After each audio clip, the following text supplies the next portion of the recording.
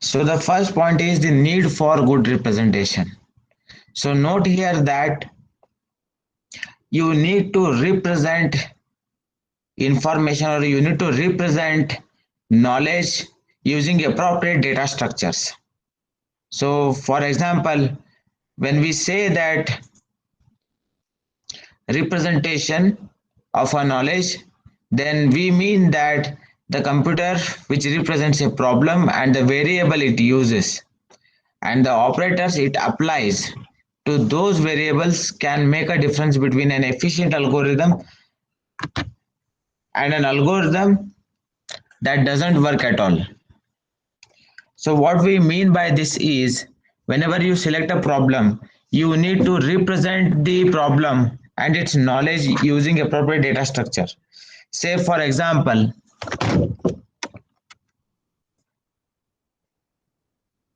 there is a list of information, okay, which needs to be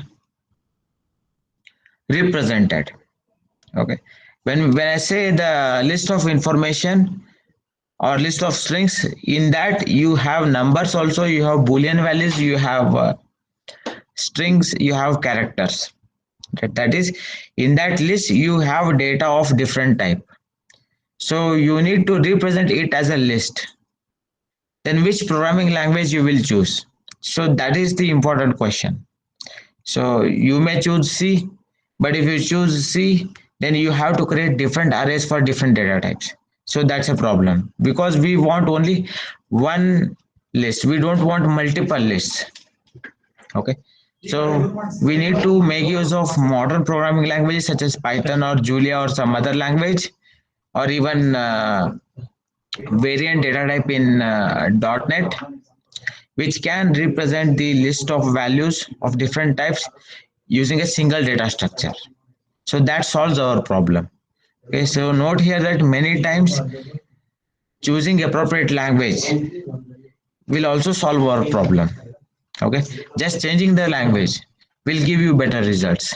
Okay, so that's why whenever you are solving a problem, you need to see what kind of problem you are solving. Okay, and you need to see what is the solution expected, and can you implement the expected solution using a particular programming language, whether language supports the required features. You just can't select any programming language blindly. You need to make a survey whether your selected programming language, whether your chosen programming language solves the problem efficiently, whether it has all the features required to solve the problem and achieve the expected solution and result. Okay, so if a particular programming language is not supporting a feature, if it is not helping you to achieve the results, even though it may be your favorite language, you just need to discard it. Okay, now there is an interesting problem which is uh, considered here for representation. So the problem is that there is a person and he has lost his contact lens in the football ground. So you can imagine the size of football ground, it is very large, and you can also imagine the size of contact lens, it is very small, and apart from that it is transparent. Okay, so you need to find out the contact lens in the football ground. So that's a challenge. Then there are multiple solutions. Note here that whenever you have a problem, there is no single solution for that problem. There will be multiple solutions. Okay. So depending on these solutions, you need to select the one solution which is giving you better results. Okay. Now the first approach is that you divide the football ground into four parts, four halves. Okay, first quarter, second quarter, third quarter, and fourth quarter. Now the possibility or the answer you will get is that your contact lens may be found in one quarter of the football ground. Okay,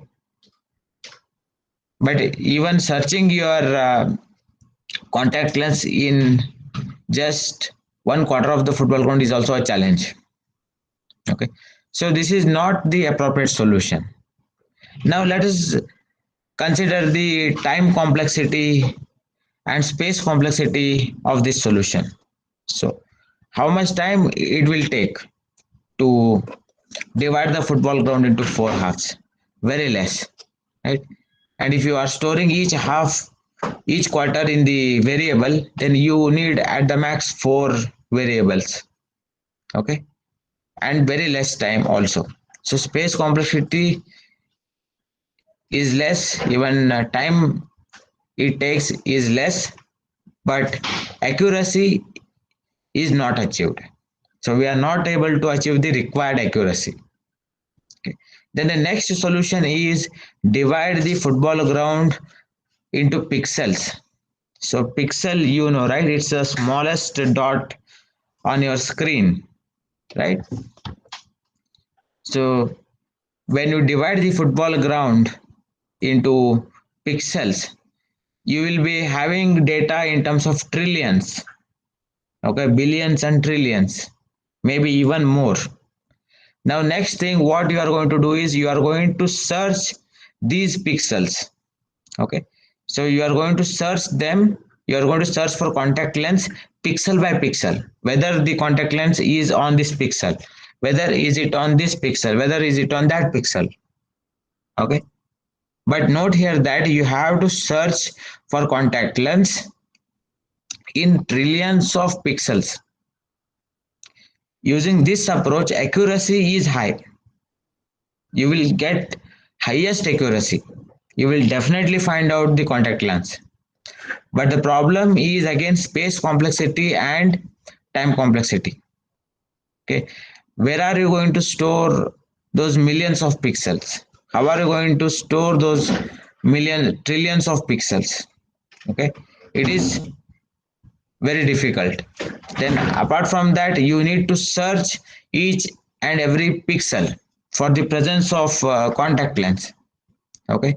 So searching the contact lens in multiple trillions of pixels will take a lot of time, okay. So here in the second solution the accuracy is high, okay, but time complexity and space complexity they are not acceptable. So in the first solution, what had happened in the first solution, time complexity and space complexity was good, but accuracy was not acceptable. In second case, accuracy is acceptable, but time complexity and space complexity is not acceptable. Then what is the solution? The solution lies between two extremes, okay. So solution lies between two extremes. So now what you need to do is you need to go for the third solution. So in third solution, what we are going to do is we are going to divide the football ground. We are going to represent the football ground in terms of tiles, not in terms of pixels. So size of each tile may be 2 feet or it can be 1 feet, okay, but not definitely in terms of pixels, okay. Now note here that when you represent the football ground in terms of tiles, where the size of each tile is 1 feet by 1 feet, you are considerably reducing or you are exponentially reducing the time complexity as well as the space complexity, okay. Now you are not searching pixel by pixel, you are going to search for contact lens tile by tile, okay. So now you can imagine, or now you will come to know that you are getting the contact lens, you are achieving the result with some accuracy, okay. It may not be 100% accuracy, but it's a considerably acceptable accuracy. And also the response time, that is the time complexity and also the space complexity has reduced considerably. So this should be your approach, okay. So note here that we have discussed the need for good representation here, okay. So you need to have proper data structure, okay. So you in the first approach we had high time complexity and high space complexity but low accuracy. In second approach, high accuracy but low time complexity and space complexity. In third, you had average accuracy and average time complexity. Okay, so if you can achieve the results using average time complexity and average accuracy, that is acceptable. Okay, note here that many people they don't want 100% accurate results. Okay, getting accurate results, getting perfect results is always a challenge. So what they say is they just want acceptable system, whether system is giving the required results or not. If it is giving the required results in considerably acceptable time, then they will accept your system. Okay, your system need not be super fast. Okay, so that is the concept behind uh, these software systems. Okay, they don't, if I have to tell the answer here, clients don't want perfect system, they want a good enough system. Okay, which can do their task enough in acceptable time.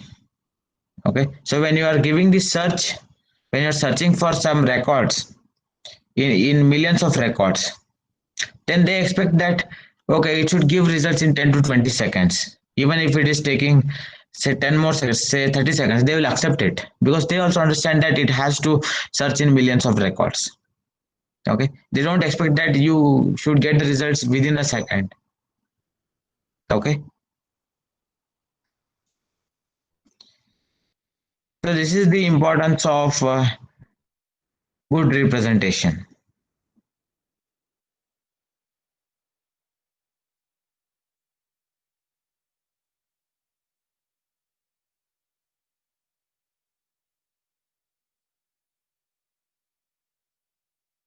So in this case, to search contact lens in a football ground is a complex problem.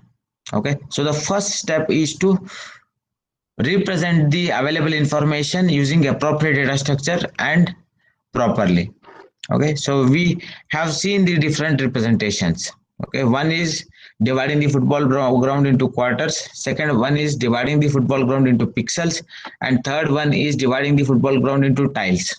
Okay, so we compared the merits and demerits of each method. Okay, so after comparing the merits and demerits of each method, we came to know that okay, when we divide the football ground into tiles, we will get better results.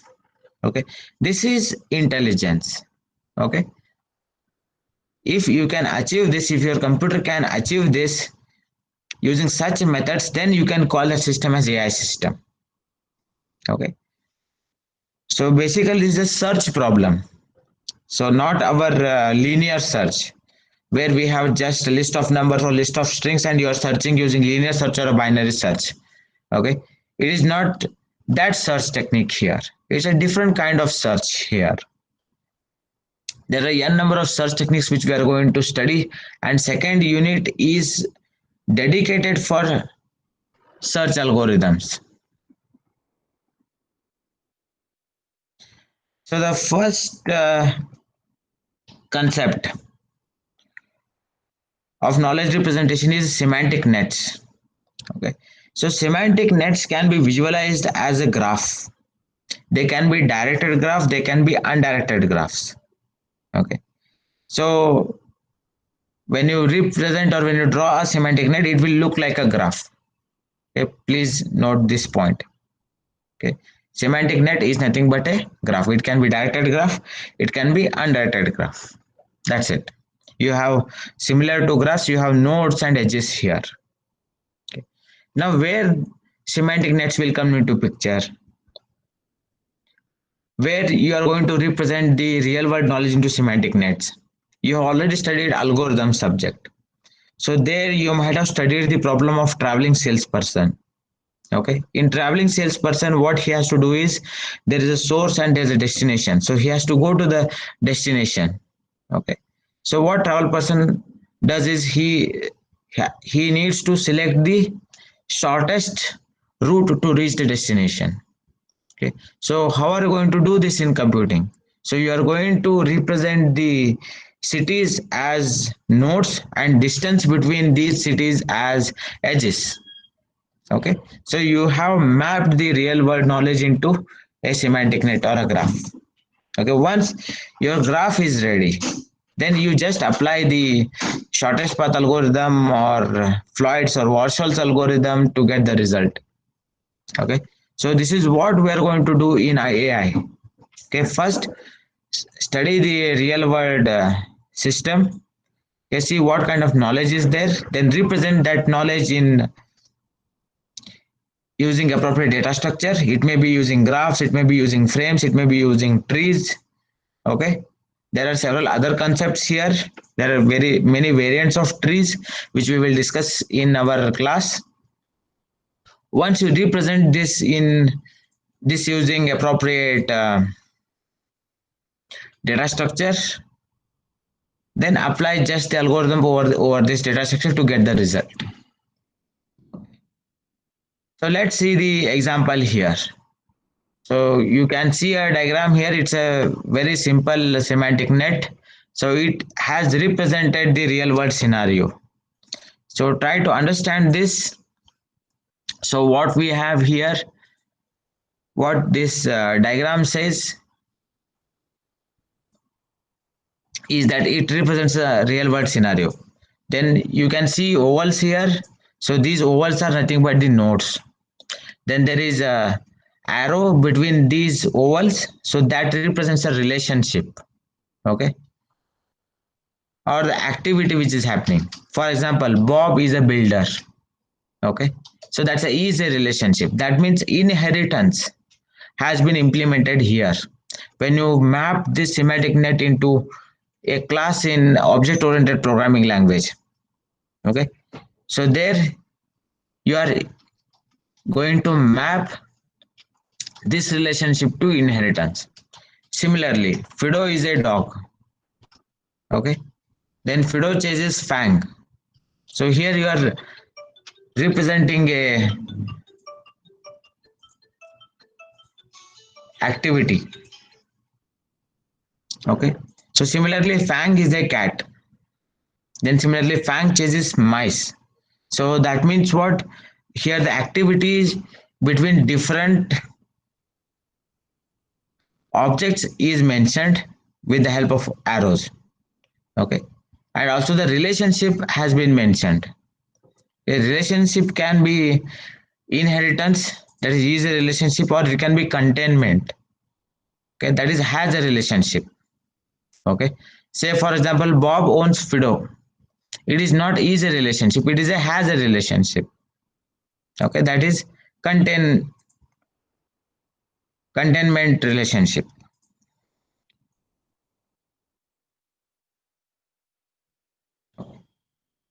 Just go through this diagram. So here a particular scenario is represented. So there are in examination also you will get some set of sentences, and those sentences you need to convert it into this diagram. Okay, say for example there will be description Bob is a builder, then you need to draw the oval, then arrow, then draw another oval, then you need to label is a on the arrow. Then similarly there will be sentence Bob eats cheese, so directly you need to draw this. Okay, similarly here Fido is a dog. Okay, then Fido chases Fang, then Fang is a cat, then Fang chases mice, then mice eat cheese. So this is what is mentioned here. Okay, and you will get the complete description for the problem. So what we can do is we can draw this diagram. Anyway, you have the soft copy of this diagram, so you can refer that directly. So you can note down this problem here. Let's solve one exercise problem.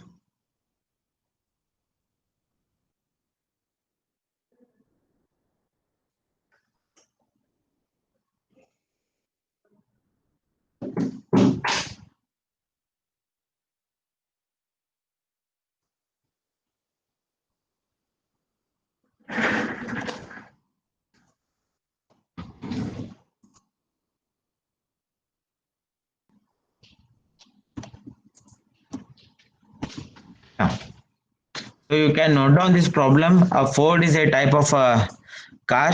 Then Bob owns two cars. Now Bob parks his car at home. His house is in California, which is a state. Sacramento is the state capital of California. Cars drive on the freeway, such as Route 101 and Highway 81. So, this is the description. This is how you will get the problem in your examination. Also, maybe it may be internal examination or external examination. So, when you get this description, you need to convert this description into semantic net. It is very straightforward, actually speaking. So, what you can do is just draw this semantic net for this description, take a pic and post it in the WhatsApp group.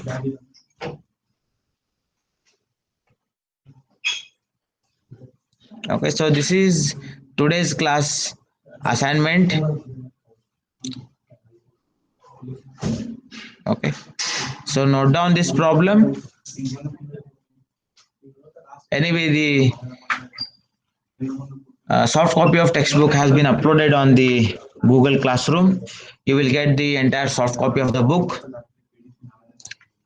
So you need to solve exercise 3.10 and you just need to first draw the semantic net. So draw it on the paper, take a pic and post it on the class WhatsApp group. Yes, so Faraz has just posted the problem. So other students have to draw the semantic net. So I will move back to that diagram again for your reference.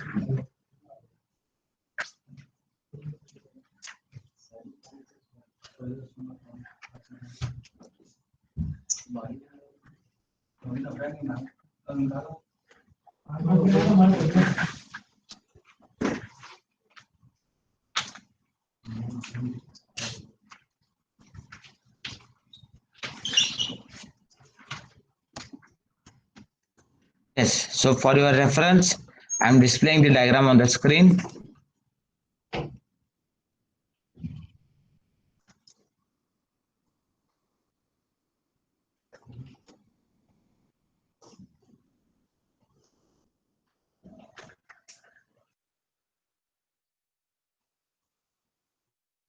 So you have around 5 minutes.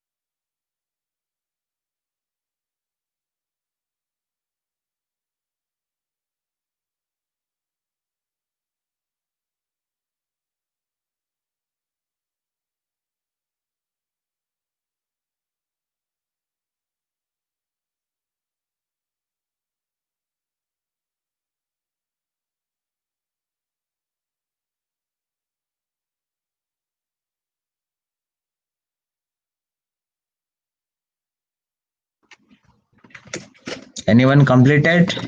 So if you have completed the diagram, just post it on WhatsApp group.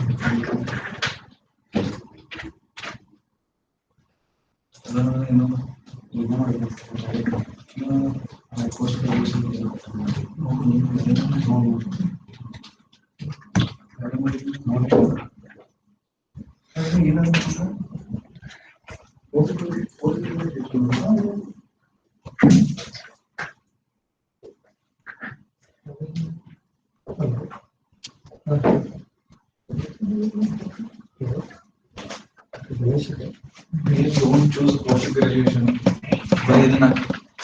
Mobile ಬಿಟ್ಟು ಹೊರಗೆ ಬರ್ತಾರೆ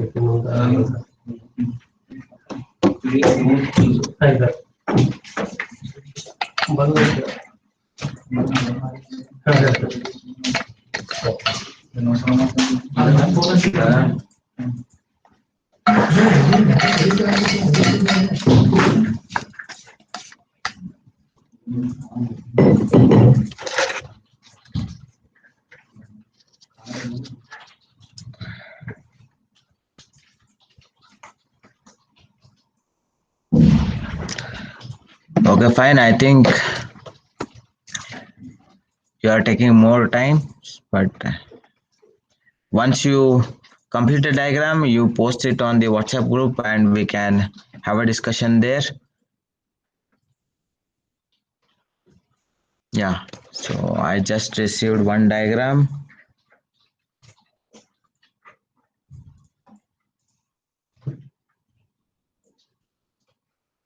Okay, so as per the problem definition, the problem definition says that Bob owns two cars.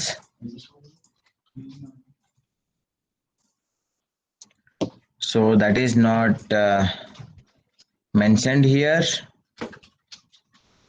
Then that you can mention using the concept of cardinality ratio. You draw ER diagrams, right? So in ER diagrams, you generally represent the relationship, right? 1 to n, one many to many, and 1 to 1. So here you can write that Bob owns car, right? So at the pointer of the arrow, you can write number 2. So which means that Bob owns two cars. Okay, so your diagram has to be generic. So that's why we can't have two cars as the object, because tomorrow if he buys a third car, then it will create a problem. So instead you can say Bob owns car, and at the pointer of the arrow write number 2. Then in this diagram there is one more problem. Freeway such as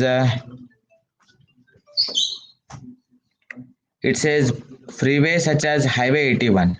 So we can't have a relationship such as. Okay.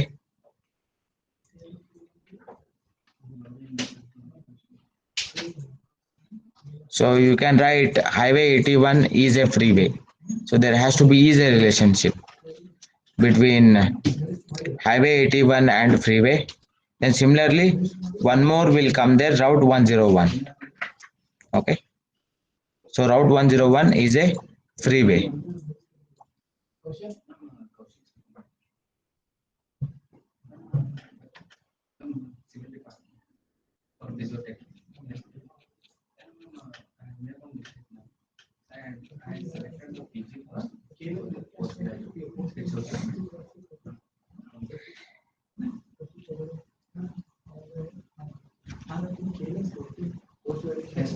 Okay, so this is the problem here. Then California is capital. So you can remove the word the, so you can just add is hyphen capital. That is enough. So California is in home. Okay, okay. Home is in California. I just read it reverse way. So home is in California, correct? One more problem with this diagram, what I am seeing here is there are no arrows specified. So you need to specify the arrows for the direction, and it will also provide the better readability. So these are the inputs for this diagram, for Varsha's diagram. Then let me check about Vaibhavi's diagram here. So some explanations can be common. So California is a state, right? Now it is written that Sacramento is the state capital of California. So you need not have to mention the term state again. You can just mention capital of, that is fine, right? Now Bob house is in California. Now here there is a problem. You can extend this relationship. You can say that Bob has a house. So where is a relationship between Bob and house. Then after a house, you can have one more relationship is in. Okay, so in that way you can represent this.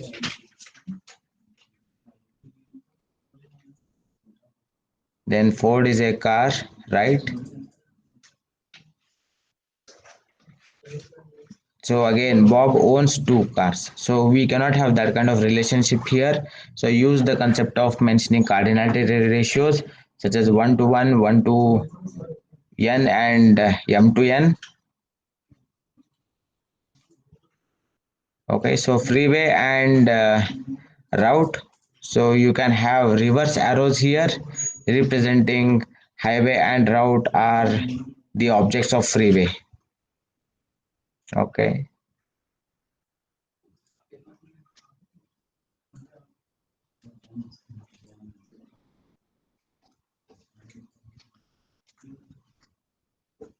okay.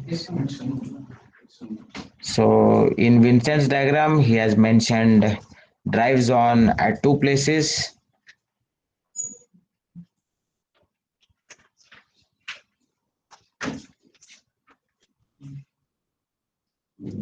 So again previous comments also apply here. So car type Ford, so don't mention type as a relationship. Instead, you just mention is a relationship. When you mention is a, it you are mentioning type of a car.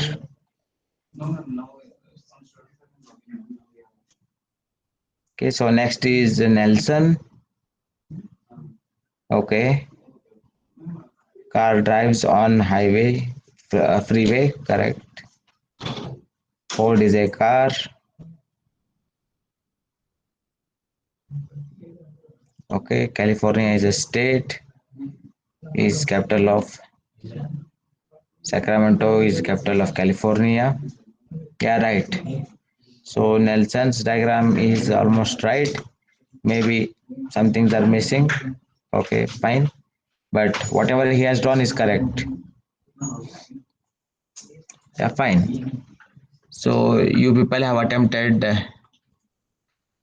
to draw the semantic net. Most of the things are correct. So let us move to the next concept here.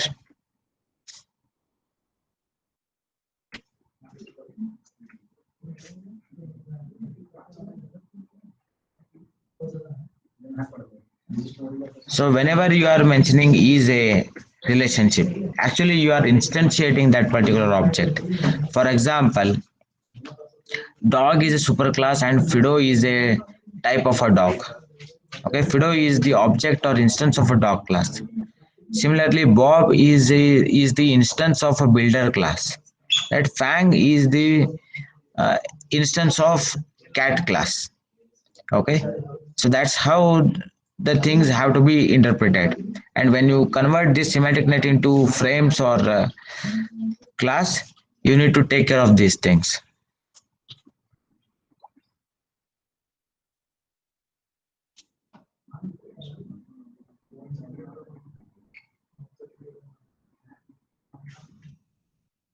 So you got a fair idea of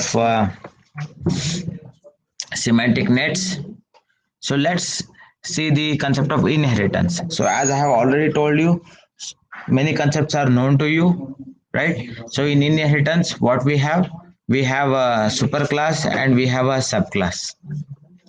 So the inheritance works on the concept of inheriting few properties from the superclass in subclass. So whenever you are having superclass and a subclass, whenever you are representing the information in the form of a class, actually you will be having most generic information in superclasses and most specific information in subclasses. Okay.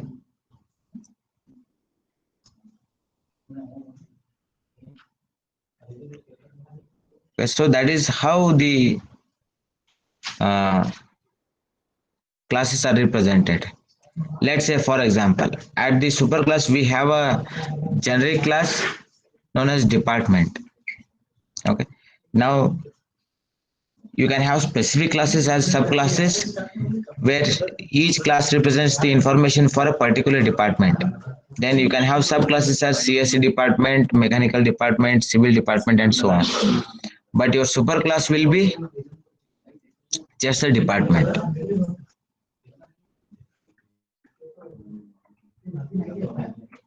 Then again, inside department, you can have again subclasses where you're going to represent the semesters.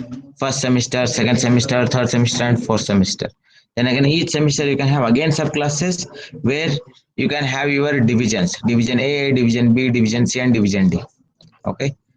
So if you observe this structure, if you imagine this structure, then you can imagine that at the top of the tree you have most generic information, and as you go down the tree you are representing more and more specific information.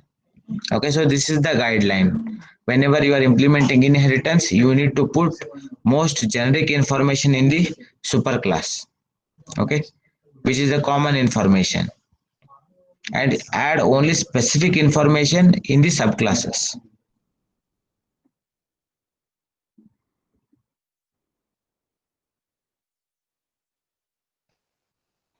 Now we know that you have concepts of object oriented programming in C++, Java, and also the C sharp.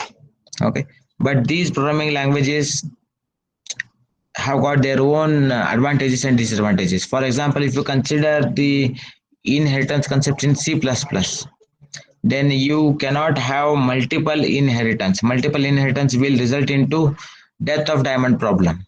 That is, when you are inheriting the information from multiple classes, multiple superclasses, it may create a conflict in the subclass. Okay.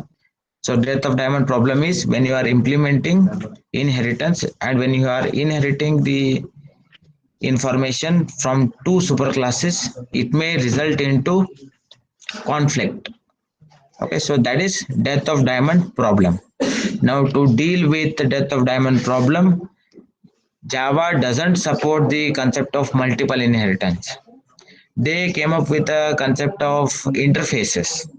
Okay, so whenever there is a need to implement multiple inheritance, they implement the information from one class and then they use interface instead of a class to implement multiple inheritance. So in this way they avoid the death of diamond problem. Okay, but the modern implementation of interfaces is almost similar to class. So again, it creates problem with respect to multiple inheritance. But I'm not exactly sure how this problem is dealt. Then next, coming to the concept of object orientation in C sharp. C sharp has got different objective.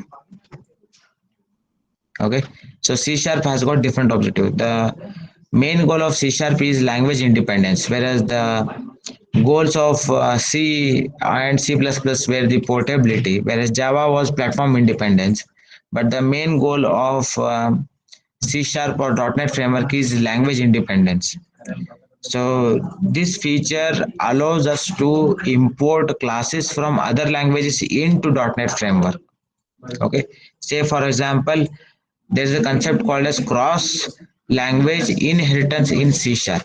That means you can have a class in Java and you can inherit that class in C sharp. It is possible. So that is language independence. Okay, that means you can write the code in whatever language you want. When you try to integrate that code using .NET framework, it will compile to a single project, single object code. Okay, so that's the goal of C sharp. But C sharp has got different level of object oriented concepts apart from regular object oriented concepts. Okay, regular concepts are there. Whatever you can do with C++ and Java, same thing you can also do with C sharp. But apart from that, you can also import classes from other languages into C sharp. That is the greatest advantage of using C sharp language. And there are some algorithms, there are some languages, okay, there are some languages which doesn't support the implementation of classes. Okay, for example, Julia doesn't have the support for object oriented programming. Okay, but they have a concept which allows to implement polymorphism. They call it as multiple dispatch. Okay, the next concept is that whenever you are creating a class and whenever you are defining the data members in the superclass, always use the default values, and these default values can be overridden in the subclass. Okay, so this is runtime polymorphism overriding. So overloading is compile time polymorphism. So polymorphism is a simple concept where you have the method with the same name but with different signatures. So you pass different number of arguments and change the data type, it will do a different task for you. Okay, so if you are checking the if you are working with Julia language, then you can use a function called as methods and pass the argument. Say for example, I want to know how many different implementations are there for plus operator in Julia language. So when you say methods of plus in bracket, so it will give you number of implementations. Maybe 160 plus implementations are there. And you can also import the base operator and you can implement a new method there. You can add a new definition for the same method. That is possible. Okay. But overriding is something different. It happens at runtime and it happens in the subclasses.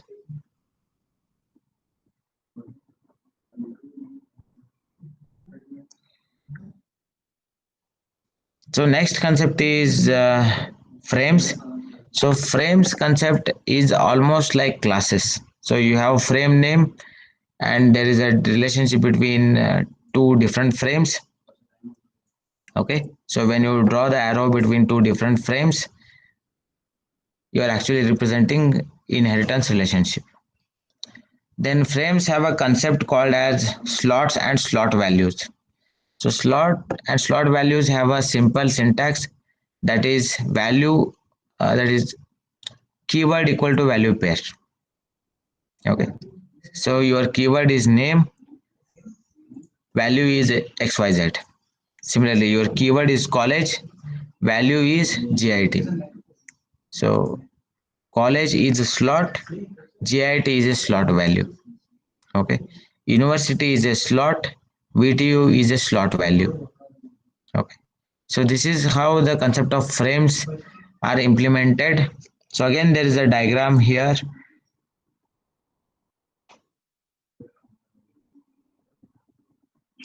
Yes. So you can see here we have seen one diagram, right? Figure 3.1. So the same figure has now been represented into frames. Now there are two methods to represent frames. One is tabular format, second one is diagram format. Okay, so this is a tabular format. So what we are going to do here is we are going to create three columns. So first column is frame name, second column is slot, and third column is slot value. Okay, so if you have that diagram, you can directly map that diagram to frames, slot, and slot value. Okay, so what is the first frame name? It is the first oval. Then what is the slot? It is the relationship. So we have written some label on the arrow, right? So that is a slot. So that's a relationship what we have written here. And slot value is nothing but the next oval. Okay. So this is how you can convert your semantic net into frames. Okay. So for your understanding, I will again repeat. Say for example, Bob is a builder. Okay. This is a sentence. Okay, and it has been represented using two ovals and arrows in between, an arrow in between. Okay, where E is relationship. So Bob is a first oval, so put it in frame name. E is a relationship, put it in slot. Then next oval, you put it in slot value. This is the format. So you can read here Bob is a builder, then Bob owns Fido, Bob eats cheese. Okay, so this is how you should read it. Then once you complete all the outgoing arrows of Bob, then go to the next object. So next object is Fido. So for understanding, what you can do is you can select the frames from the slot value. Okay, so next value is Fido. So now check the outgoing arrows of Fido. So there are two outgoing arrows from Fido. One is Fido is a dog, then Fido chases Fang. The next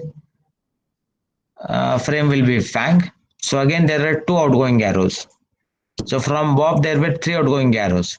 So that's why three slots were there. Then from Fang there are two outgoing arrows. And Fang is a cat and Fang chases mice. Then lastly, mice eat cheese. Then once you list all the frames which have outgoing arrows, once it's complete, then you represent or you just list the other slot values. For example, cheese, builder, dog, and cat. Okay, so you can directly write them here. So this is a tabular format. Now next thing what you are seeing is a pictorial representation. It's a partial representation. Whatever you are seeing on the screen, it's not the complete representation of the semantic net of the previous diagram. Okay, so the assignment is that try to draw a complete frame system for example 3.1. Take a pic and you can post it in WhatsApp group. Maybe you are having next class, maybe after all classes you can do it. Okay. So you can see here the same tabular format has been now converted into frames. Okay. So we know that there are three relationships, three slots which we had defined in our tabular format. So at the top of each frame, you need to write the frame name. So here Bob is a frame name, Fido is a frame name. Okay. Then E is a owns, eats, In Bob frame, these are slots. Then builder, Fido, and cheese, these are slot values. Okay, of the respective slots. Similarly, when we come to Fido, it has got two slots. One is easy and second one is chases. And it has got corresponding values dog and fang. Now, if you observe the diagram, okay, from Fido there is a relationship. Okay, so from Bob owns Fido, and Fido is a dog. So that's how you should read. Bob owns Fido, and Fido chases Fang. So that's how you should read it. And note here that there is no need to write multiple arrows in between frames. Just one arrow is sufficient to represent all the relationship. Okay. So I can say that Bob is a builder. Then Bob owns Fido, and Fido is a dog, and Fido chases Fang. Then similarly, if you want to represent the next frame, then from Fang you can have an arrow. Okay, so that's how you can represent frames.